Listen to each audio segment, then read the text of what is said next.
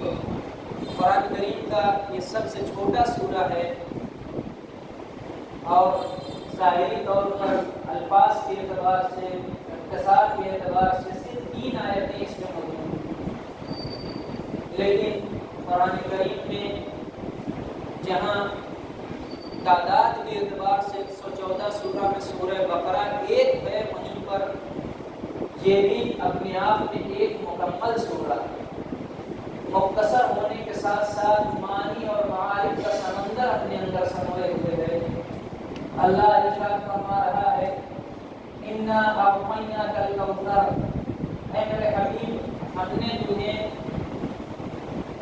کثیر چیز عطا کی۔ اس چیز کے بارے میں جو ہے مفسرین نے الگ الگ تفسیر کی ہے، وہ بیان کا مقام ہے، لیکن جو اصلی ترجمہ ہے وہ آپ تک بات پہنچانے کے لیے کر رہا ہوں۔ ہم نے تمہیں بہت دیا، فصلی لربک وانحر، بس میرے حبیب اس بہت کے مقابلے میں آپ کا فریضہ یہ ہے کہ آپ نماز پڑھیے اپنے رب کے لیے اور قربانی دیجیے، وانحر اور قربانی دیجیے۔ ان شأنک هو الابتر، یاد رکھیے کہ بے شک آپ کا دشمن وہی تم مریدہ ہے، وہی بے نسل ہے۔ قابل غور یہ ہے کہ مختصر سی آیتیں ہیں، 3 آیتیں ہیں، جس میں اللہ پہلی آیت میں کہتا ہے کہ ہم نے آپ کو بہت دیا، ہم نے آپ کو بہت زیادہ عطا کیا۔ اس میں مسئلہ عطا جو ہے سب سے پہلے دیکھنا ہے۔ انشاءاللہ باقی باتیں جو رہ جائیں گی میں کوشش کروں گا سمیٹ کر گفتگو کروں اور جلدی زیادہ سے زیادہ باتیں کر سکوں۔ جو رہ جائیں گے اس کے لیے معذرت کے ساتھ پھر کبھی زندگی میں حیات نے موقع دیا تو آپ کے روبرو ہو جاؤں گا۔ اللہ کہہ رہا ہے ہم نے بہت دیا۔ اب سوال یہ ہے کہ جو بہت اللہ نے دیا ہے، جو زیادہ دیا ہے، تو اس میں مسئلہ عطا پہ غور کرنا ہوگا۔ مسئلہ عطا کسی کو کوئی شے دینا، عطا کرنا، عطا یوتی سے ہے انا، اللہ کہہ رہا ہے ہم نے اعطیناک، آپ کو عطا کیا الکوثر، بہت زیادہ۔ بہت زیادہ کے مقابلے میں اگلی آیت ہے کہ نتیجہ یہ ہے کہ آپ ابھی یہ بہت زیادہ کے مقابلے میں جو آپ کی ذمہ داریاں ہیں میرے حبیب، آپ قربانی دیجیے، نمازیں پڑھیے، یہ 2 کام کریے۔ تو سوال یہ ہے کہ عطا کے مسئلے کو درک کیسے کیا جائے؟ اس عطا کے مسئلے کو درک کرنا ہوگا، محسوس کرنا ہوگا کہ عطا کہتے کسے ہیں۔ عطا ہم اور آپ جو دیتے ہیں کسی کو وہ بھی عطا کہلاتا ہے۔ عطا کئی طریقے سے ہوتا ہے۔ ایک عطا ہوتا ہے کسی کام یا اجرت کے مقابلے میں عطا کرنا۔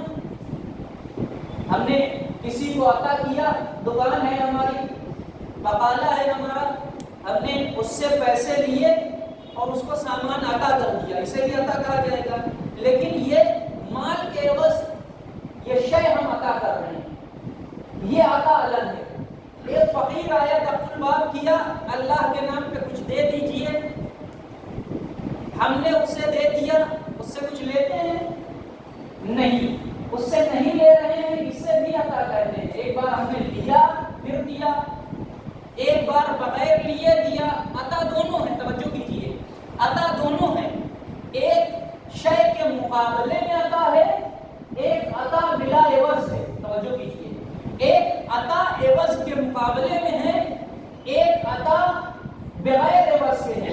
فقیر جو آپ کے دروازے آیا ہے، عام طور سے ہوتا کیا ہے بستیوں میں، علاقوں میں فقیروں کے لیے ایک معین مقدار ہوتی ہے، رقم معین ہوتی ہے، جس رقم کو عموماً ہر گھر سے دیا جاتا ہے۔ فرض کیجیے یہاں پر 10 روپے فقیر مانگنے والے کے لیے، اس کے سوال کرنے والے سائل کے لیے 10 روپے معین ہے کہ اسے دیے جائیں، توجہ کیجیے گا۔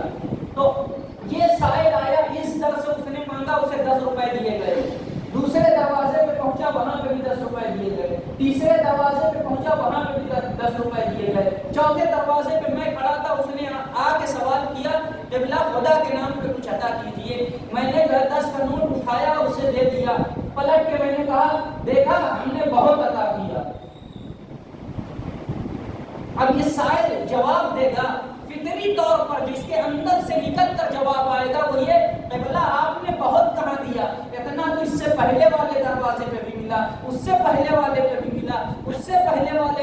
اللہ، ہر بستی کے دروازے پہ جہاں جہاں میں نے دست سوال بڑھایا وہاں وہاں پر اتنا ملتا گیا، آپ نے اتنا دیا کہ کون سا بہت دے دیا۔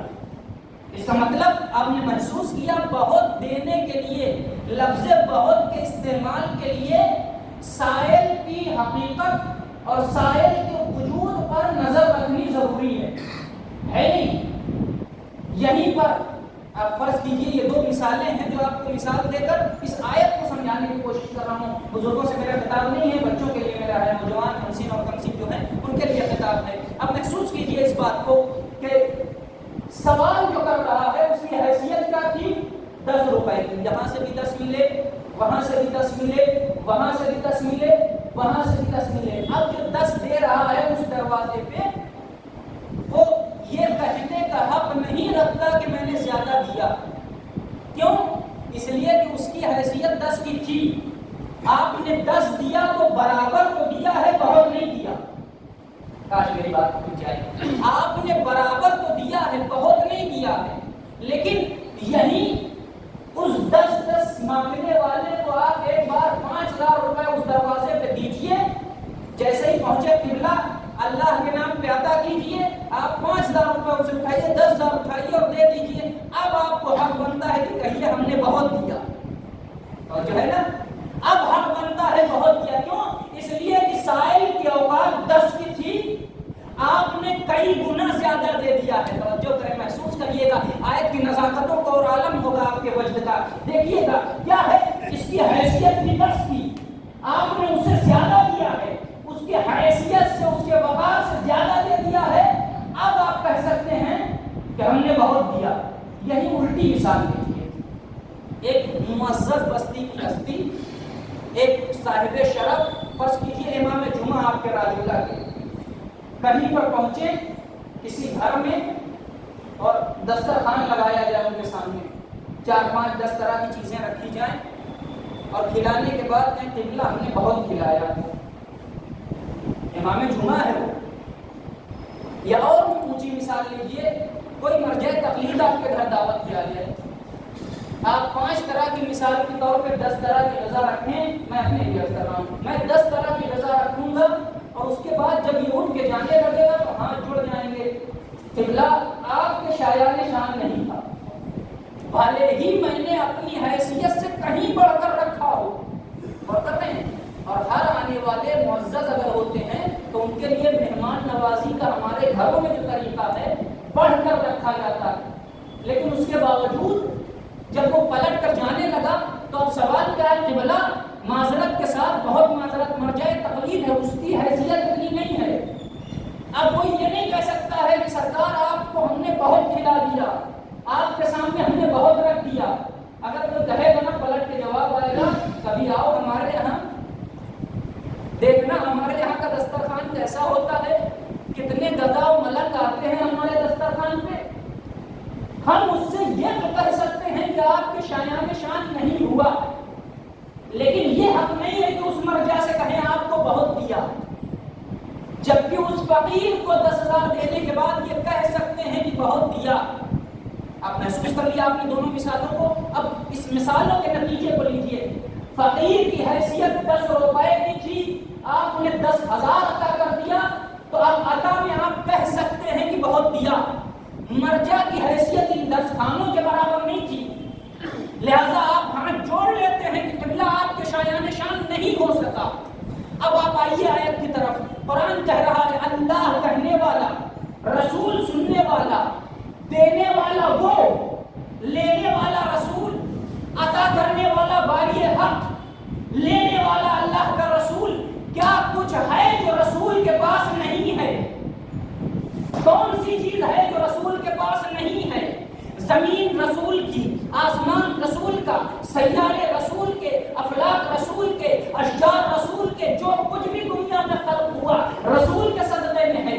پانی ہے تو رسول کے صدقے میں، دریا ہے رسول کے صدقے میں، موجیں ہیں رسول کے صدقے میں، سمندروں میں طغیانی ہے رسول کے صدقے میں ہے، موجوں میں روانی ہے رسول کے صدقے میں ہے، کشتیوں کے جریان ہے رسول کے صدقے میں ہے، دنیا میں چاند و سورج کی روانی ہے، رواں دواں ہے، دن اور رات کا آنا جانا ہے، جو کچھ بھی ہے سب رسول کے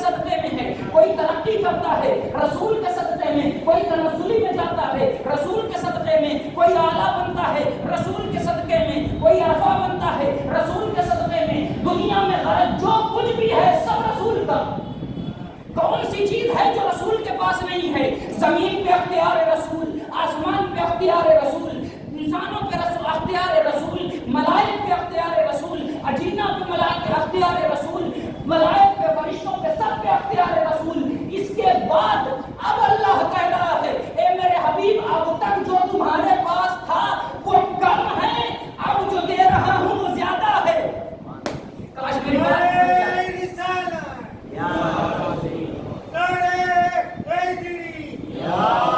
جو نتیجہ پہنچانا چاہ رہا ہوں پوری طاقت کے ساتھ پہنچا رہا ہوں، آپ تک پہنچنا چاہیے میرے جوانوں۔ اللہ نے اپنے حبیب کو کیا کچھ نہیں دیا، دنیا میں جو بھی تصور کریں گے سب رسول کا، زمین آسمان افلاک اشجار سب کچھ رسول کے ہاتھوں میں۔ تو رسول کی حیثیت کیا ہوئی؟ میں نے کہا تھا سائل کی نظر رکھنی چاہیے کہ آنے والا کون ہے کہ ہم کہہ سکیں کہ ہم نے بہت دیا۔ آنے والا 10 روپے والا نہیں ہے، یہ لینے والا جس کو رسول عطا کر رہے ہیں 10 والی حیثیت کا نہیں ہے، مرجع تقلید نہیں ہے کہ 10 طرح کے پیسہ لگا دی جائیں اور اس کے بعد کہہ دیا جائے بہت دیا۔ نہیں عزیزوں، رسول کے ہاتھوں میں پوری کائنات ہے۔ ابھی تک اللہ نے یہ نہیں کہا تھا کہ ساری کائنات ہم نے دے دی تم کو بہت دیا، نہیں، ابھی تک رسول کا عہدہ اتنا تھا کہ رسول کے ہاتھوں میں پوری دنیا رکھ دی۔ ابھی تک دنیا رکھنے کے بعد اللہ نے نہیں کہا تھا میرے حبیب ہم نے تم کو بہت دیا، لیکن اب آ کے کہہ رہا ہے اب تک جو دیا تھا وہ کم تھا، اب تک جو دیا تھا وہ قلیل تھا، اب جو دے رہا ہوں وہ کوثر دے رہا ہوں۔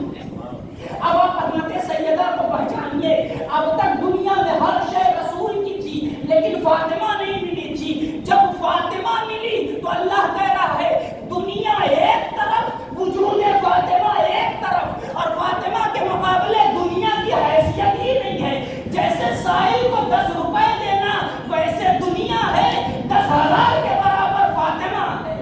صلوات بر محمد و آل محمد۔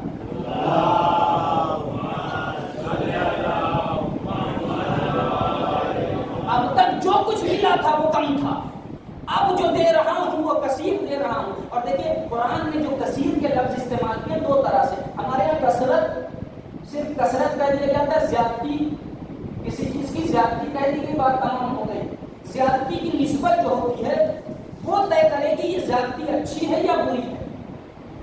کسی کے پاس علم کی زیادتی ہے اچھی بات ہے، کسی کے پاس تقوی کی زیادتی ہے اچھی بات ہے، کسی کے پاس علم کی زیادتی ہے اچھی چیز ہے۔ یہ صفتیں زیادتی لفظ اپنے آپ میں، یہ لفظ زیادتی کثرت نہ پازیٹیو ہے نہ نیگیٹو ہے، جس کے ساتھ ملتا ہے تب یہ الگ سا نتیجہ دیتا ہے۔ اگر یہ زیادتی علم تقوی حلال ان چیزوں سے ملا تو پازیٹیو، اگر یہی محرمات سے مل گیا، ان کے یہاں فلاں صاحب کے نعوذ باللہ مستجیر فلاں صاحب کا جھوٹ کی زیادتی ہے، جھوٹ کثرت سے بولتے ہیں، یہ اچھی زیادتی ہے۔ فلاں صاحب کے غرور کی زیادتی ہے، اچھی زیادتی ہے، یہ نیگیٹو ہے۔ زیادتی وہاں بھی تھی علم تقوی میں، زیادتی یہاں بھی ہے غرور و تکبر و استکبار میں، لیکن ایک زیادتی قابل تعریف ہے، دوسری زیادتی مذموم ہے۔ یہ ہماری زبان ہے جو آپس میں عام طور سے گفتگو کی زبان ہے، اردو زبان ہے جس کی کمزوری ہے، لیکن قرآن نے دونوں زیادتیوں کو الگ کر کے رکھ دیا ہے۔ جہاں اچھی زیادتی استعمال ہوتی ہے اس کے لیے توسع، اچھی زیادتی پازیٹیو، انشاءاللہ اس پہ بات ہوگی وقت ملا تو۔ اور جہاں بری زیادتی ہے اس کے لیے استعمال کیا تکاثر، انا اعطیناک الکوثر، اے میرے حبیب ہم نے آپ کو بہت دیا، اچھی زیادتی۔ الہاکم التکاثر حتی زرتم المقابر، تم کو تمہارے اولاد اور نسلوں کی اور وغیرہ وغیرہ مال و دنیا کی کثرت نے بہکا کے رکھا ہے۔ زیادتی یہ بھی ہے لیکن یہ مذموم زیادتی ہے۔ دیکھا آپ نے ایک لفظ ہے تکاثر، ایک لفظ ہے کوثر۔ اللہ اپنے حبیب کو تکاثر نہیں دے رہا ہے، توجہ کیجیے، اپنے حبیب کو تکاثر عطا نہیں کر رہا ہے، اللہ اپنے حبیب کو کوثر عطا کر رہا ہے۔ اس کا مطلب کیا ہے؟ اللہ لفظ کے استعمال کے ذریعے انسانیت پر واضح کر رہا، جو دے رہا ہوں وہ اچھی چیز ہے، قابل تعریف ہے، قابل مذمت نہیں ہے۔ ایک صلوات پڑھ دیں محمد و آل محمد۔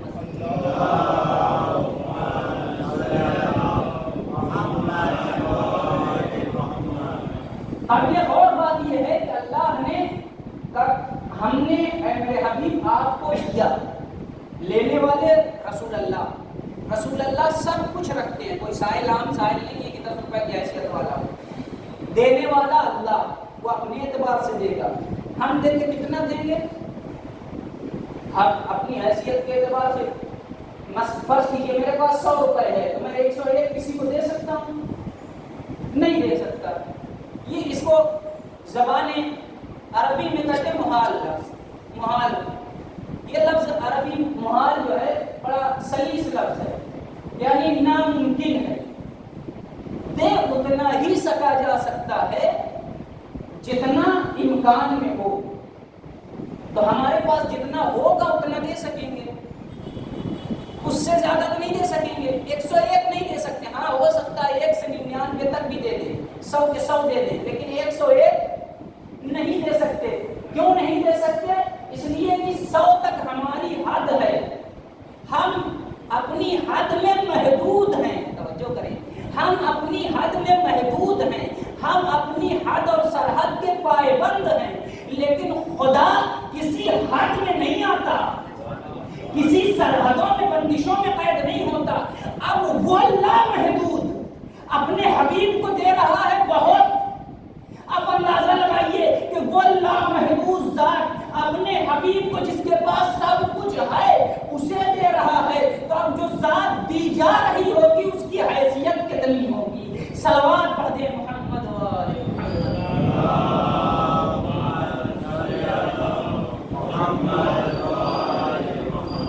اور فرما رہے ہیں اللہ نے اپنے حبیب کو کوثر عطا کیا، بہت عطا کیا۔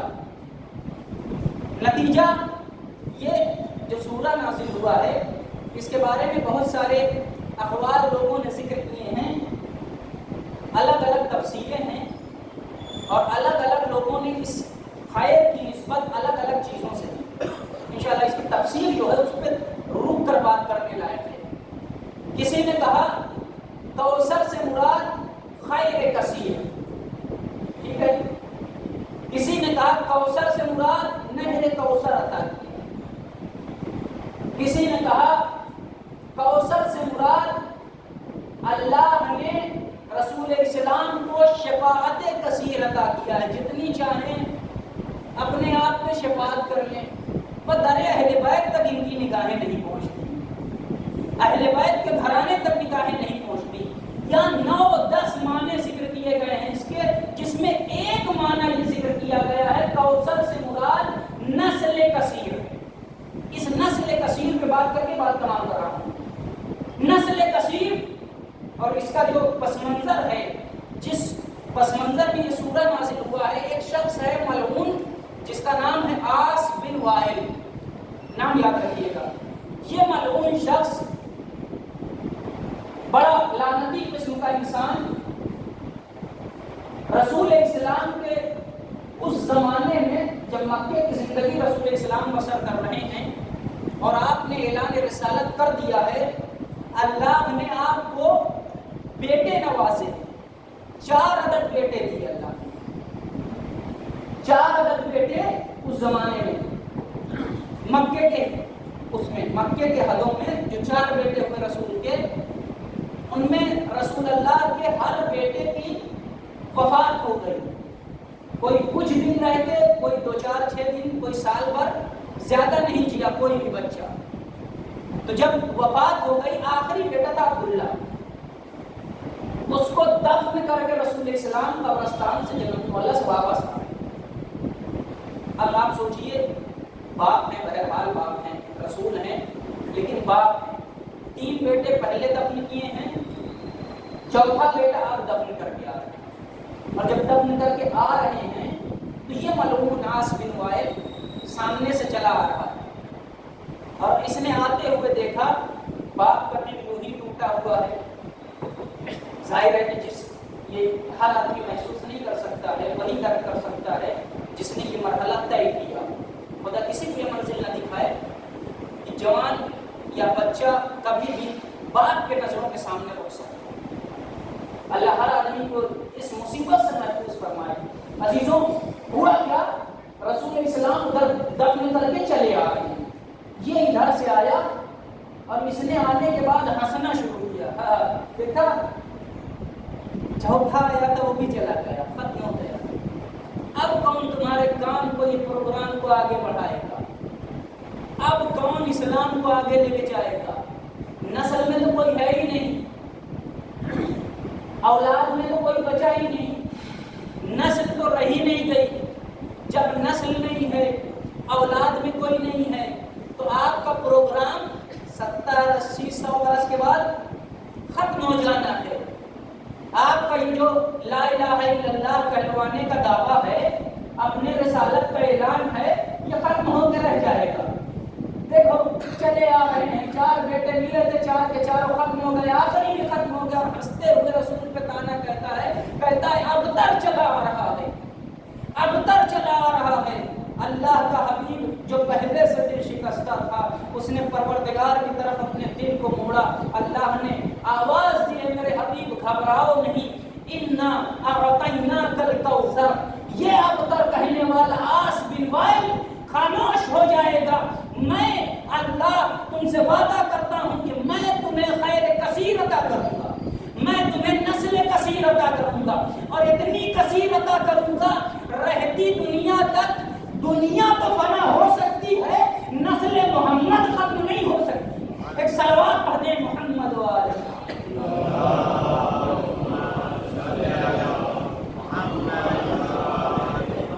غور طلب بات ہے، آپ واضح کریے اس مسئلے کو کہ اس سے مراد کیا ہے، اس کا معنی کیا ہے، معنی اس کا کیا ہے، کیسے پتہ چلے گا؟ ایک آیت اللہ ہیں، عراق میں ہیں، قم میں رہتے ہیں، آیت اللہ کمال الحیدری، انہوں نے بڑی اچھی تفسیر کی ہے اور بڑی دلچسپ تفسیر ہے۔ کہا کہیں ڈھونڈنے کی ضرورت ہی نہیں، اس کا مطلب کیا ہے؟ ڈھونڈو ہی مت۔ کیسے پتہ چلے گا؟ آسان ہے، دیکھو تو صحیح۔ قرآن کہتا کیا ہے؟ انا اعطیناک الکوثر، ہم نے تمہیں بہت دیا۔ کیا بہت دیا؟ مت خاموش رہو ابھی، آگے فصل لربک وانحر۔ اس بہت کے مقابلے میں ذمہ داری ہے، نماز پڑھو، قربانی دو۔ انا شانئک هو الابتر، تمہارا دشمن ہی بے نسل ہے۔ اگر اس سے مراد دوسرے معنی ہوتے تو اللہ کہتا تمہارے دشمن کو ہم کوثر عطا نہ کریں گے، نہر نہ دیں گے، سبیل نہ دیں گے، شفاعت نہ دیں گے، لیکن اللہ کیا کہہ رہا ہے؟ تمہارے دشمن کو ہم نے بے نسل بنا دیا۔ مطلب کیا ہے؟ مقابلہ کس سے ہو رہا ہے؟ مقابلہ ابتر کا ہے، ابتر کا مقابلہ ہے۔ ابتر کون ہے؟ تمہارا دشمن۔ توجہ کیجیے گا، اللہ کہہ رہا ہے تمہارا دشمن ابتر ہے۔ اب ایک عقیدتی جملہ کرتا چلوں، یہاں پر ہم اور آپ دیکھ رہے ہیں رسول اسلام کے دشمن کون کون ہیں؟ ابو جہل دشمن ہے یا نہیں؟ ابو لہب دشمن ہے یا نہیں؟ بولتے رہے تاکہ مجھے لگے کہ ہاں بات کر پا رہا ہوں۔ ابو جہل رسول کا دشمن، ابو لہب رسول کا دشمن، ابو سفیان رسول کا دشمن۔ توجہ کیجیے، مسائل ہیں۔ اللہ کیا کہہ رہا ہے؟ اے میرے حبیب، آپ کا دشمن بے اولاد، ابو جہل کے بھی اولاد، ابو لہب کے بھی اولاد، ابو سفیان کے بھی اولاد۔ اب یہاں پر آنے کے بعد سوال کرتا ہوں میں اپنے جوان بھائیوں سے، یہ بتاؤ قرآن کریم میں کسی طرح کا شک ہے؟ اللہ کے کلام میں شک و شبہے کی گنجائش ہے؟ اللہ نے کہہ دیا ہے تمہارا دشمن بے اولاد، تو اب لاکھ دنیا کوشش کر لے، دشمن محمد بے اولاد ہوگا،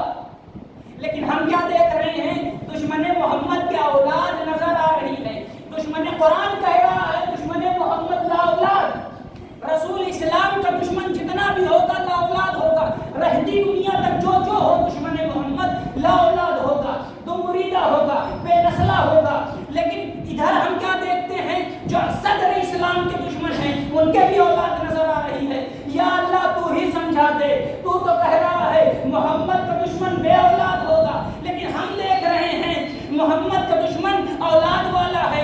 ہم نہ سمجھ پاتے، عقلیں قاصر رہ جاتی۔ قربان جائیں، چھٹے مولا کی بارگاہ میں آیا ایک شخص اور پوچھنے لگا امام آپ بتائیے، آپ سے سوال کیا گیا مولا بتائیے کیا وجہ ہے، قرآن کہتا ہے محمد کا دشمن بے اولاد ہے، ہم نے دیکھا ابو سفیان کے بھی اولاد ہے، ابو جہل کے بھی اولاد ہے، ابو لہب کے بھی اولاد ہے۔ مولا مسکرائے اور فرمایا قرآن کا کلام ہے، جھوٹا نہیں ہو سکتا، پھر وجہ کیا ہے؟ مولا نے کہا نام کسی اور کا ہے۔ صلوات بر محمد و آل محمد، تاریخ کے حقائق ہیں، اپنی طرف سے نہیں بیان کر رہا۔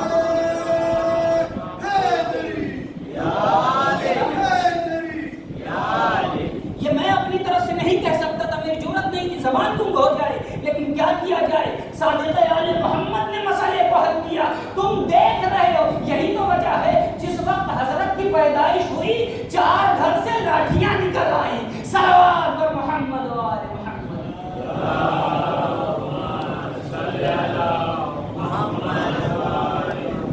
یاس بن وائل ہے جو شکستہ محمد کے دل کو تسلی دینے کے بجائے کہہ رہا ہے تم بے نسلے ہو گئے، تمہارا کوئی اولاد نہیں ہے، قانون جو لے کر آئے ہو، دین جو لے کر آئے ہو، اسلام جو لے کر آئے ہو، توحید جو لے کر آئے ہو، دھڑی کے دھڑی رہ جائے گی۔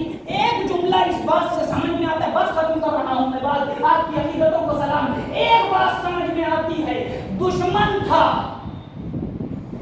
جاہل تھا، لعنتی تھا، ظالم تھا، لیکن ایک بات جانتا تھا، محمد کے مشن کو، محمد کے اسلام کو اگر کوئی بڑھا سکتا ہے تو اولاد بڑھائے گی، صحابی نہ بڑھائے گا۔ یہی وجہ ہے کہہ رہا تھا تمہارے اولاد تو نہیں ہے، اب کون بڑھائے گا؟ دشمنوں کو تو خبر ہے کہ دین اولاد سے بڑھتا ہے، کاش مسلمان بھی سمجھ جاتا۔ ایک صلوات پڑھ دیں محمد و آل محمد۔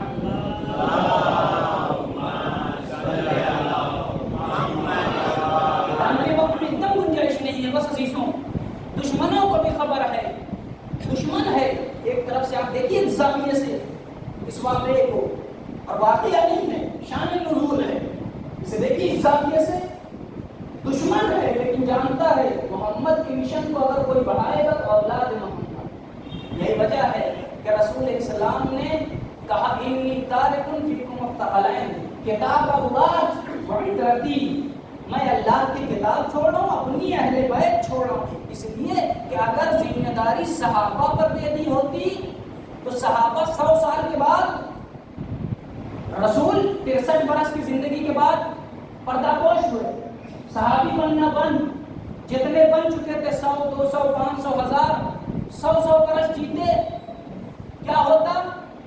200 ہجری جب آتی سب اس دنیا سے رخصت ہو چکے ہوتے، اور ایک چیز بقی کتاب اللہ، اور کتاب اللہ کے ساتھ اصحابی جو رہتا وہ ختم ہو جاتا۔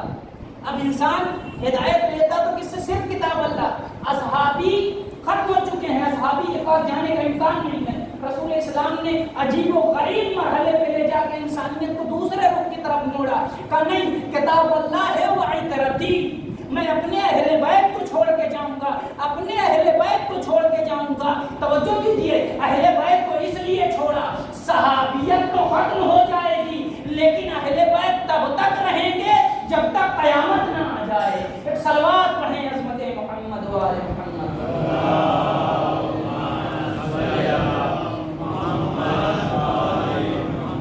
بس عزیزوں، اللہ نے ارشاد فرمایا، ہم نے اے میرے حبیب آپ کو بہت زیادہ خیر عطا کیا، اور وہ خیر کیا ہے؟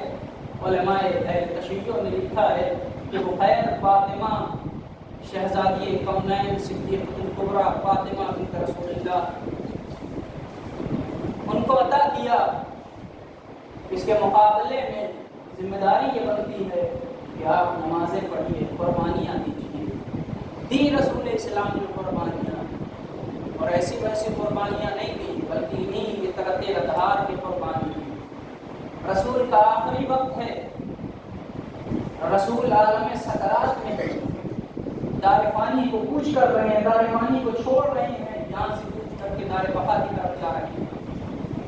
اس وقت شہزادی کونین جب آپ کے پہلو میں موجود ہیں، انہیں آگاہ کر رہے ہیں، بیٹی میرے بعد میری آل پر یہ مصیبتیں اٹھائی جائیں گی، ایک ایک کر کے سب کو ملایا، فاطمہ تمہارے ساتھ یہ سلوک ہوگا، میرے لال حسن کے ساتھ یہ سلوک کیا جائے گا، تمہارے شوہر علی کے ساتھ یہ سلوک کیا جائے گا، میرا لال حسین کربلا کے تخت صحرا میں پیاسا ذبح کر دیا جائے گا۔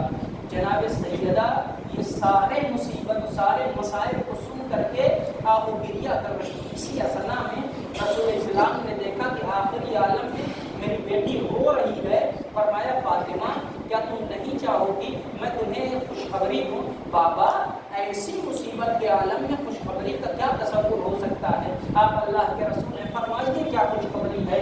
اللہ کے رسول نے شہزادی سے فرمایا فاطمہ گھبراؤ نہیں، میں نے ساری مصیبتیں بیان کر دی، لیکن ایک بات سن لو، یہ بشارت ہے میری طرف سے، میرے اہل بیت میں سب سے پہلے مجھ سے جو آ کر ملے گا وہ تم ہوگی میری لاڈلی، سب سے پہلے جو مجھ سے ملحق ہونے والا ہے میری بیٹی وہ تم ہوگی۔ لو عزادارو، رسول اسلام کا کفن میلا تک نہ ہوا تھا کہ مسلمان رسول کی کہی ہوئی بات کو سچ کرنے کے لیے در فاطمہ پر آ گئے۔ ہاں خالی ہاتھ نہیں آئے ہیں، ہاتھوں میں آگ اور لکڑیاں لے کر آئے ہیں۔ ابوالحسن کو باہر نکالو ورنہ ہم دروازے میں آگ لگا دیں گے۔ یہ سننا تھا، کہیں بھی دستور ہے کہ جہاں غیرت دار شوہر موجود ہو، اس غیرت دار شوہر کے ہوتے ہوئے کبھی کوئی زن، کوئی خاتون دروازے پہ آ کر جواب نہیں دیتی ہے، لیکن ہائے حریم ولایت کی مدافعہ فاطمہ،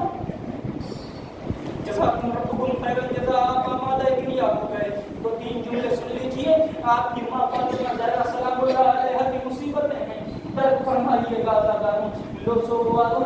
جناب زہرا نے سنا ابوالحسن کو باہر نکالو ورنہ ہم گھر میں آگ لگا دیں گے۔ فاطمہ نے انکار کیا، ظالموں نے ظالم کہنے لگے فاطمہ اگر آپ باہر نہ نکالیں گی تو ہم آپ کے دروازے پر آگ لکڑی لے کر آئے ہیں، آپ کا دروازہ جلا دیں گے۔ صرف کہا گیا ہوتا تو یہ ہوتا کہ دھمکی دی گئی ہے، یہ ہوتا ڈرایا گیا ہے، لیکن ہائے یہ امت مسلمہ کی کمزوری، کہا نہیں گیا بلکہ آگ کو جمع کیا گیا، لکڑی کو جمع کیا گیا۔ شہزادی کونین کا وہ دروازہ جہاں رسول 6 مہینے تک مسلسل سلام کرتے تھے، اس میں آگ لگا دی گئی، دروازہ جلنے لگا۔ ایک روایت پڑھوں گا زینب تمام کر دوں گا۔ دروازہ جلنے لگا، فاطمہ صحن خانہ سے دوڑی دوڑی آئی، دروازے پہ اپنا ہاتھ دیا، تکیا دے کے کھڑی ہو گئی، کہیں ایسا نہ ہو لرے زہرا جل جائے، ظالم اندر آئیں اور ابوالحسن کو لے کر چلے جائیں۔ لو عزادارو، فاطمہ نے دروازے کو روکا، لیکن ظالم نے وہ جسارت کی کہ اللہ اللہ اللہ، قیامت گزر گئی۔ جب دروازہ جل گیا، آدھا جل چکا تھا، ظالم نے اپنے پیروں سے وہ بے حرمتی کی، دروازے پہ ایسا پیر مارا، جلتا ہوا دروازہ فاطمہ زہرا کے شکست پہلو پر پڑا، پہلو میں میخ در پر آئی ہے، در کے دروازے کی کیل پہلو میں در آئی۔ عزاداروں فقرہ سنیے گا، جیسے ہی کیل آئی، اندر کیل کا پھر جو پورا پور جانا تھا، ایک مرتبہ شہزادی کے زبان سے ایک جملہ نکلا، فرماتی ہے یا فزت وزینی لقد قتل ما فی احشائی، اے فزہ دوڑو دوڑو، میرا ہاتھ تھام لو، میرا محسن شہید ہو، فزہ میرا ہاتھ تھامو، میرا محسن شہید ہو گیا۔ عزاداروں میں نے عرض کیا، بس ایک روایت کہوں گا، مسائل تمام کر دوں گا۔ آپ جانتے ہیں پرانے زمانے میں جب دروازوں کو سوراخ کرنا ہوا ہوتا تھا یا لکڑیوں میں سوراخ کیا جاتا تھا، طریقہ کار یہ تھا، لکڑیوں میں سوراخ کرنے کے لیے لوہوں کو شدت سے گرم کیا جاتا تھا، اتنا گرم ہو جاتا تھا لوہا کہ سرخ پا جاتا تھا۔ جب لوہا سرخ ہو جاتا تھا تو اس سرخ لوہے کو کسی ذریعے سے پکڑ کر کے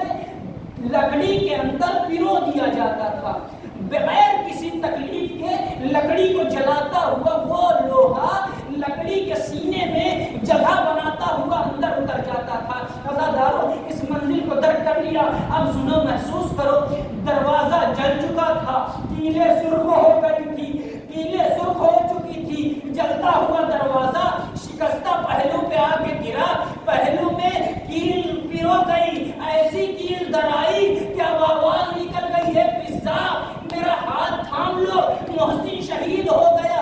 اس گھر میں جہاں علی موجود ہو وہاں فاطمہ فضا کو پکار رہی ہے، فضا دوڑی دوڑی آئی، فاطمہ کو سہارا دیا، فاطمہ غش کھا کے گری، لیکن عزاداروں قیامت اس وقت ہو گئی جب ظالم دروازے سے آگے بڑھا، تلوار کے دہانے کو نکالا، قبضہ شمشیر سے غلاف سے حملہ کرنا شروع کیا، پہلو سیدہ پہ بازو سیدہ پہ وار کرنا شروع کیا۔ وہ بی بی جس نے ولایت کا دفاع شروع کیا تھا تورا کے زمین پہ گری، یا علی میں آپ کو جانے نہ دوں گی، ہائے غربت فاطمہ وسیع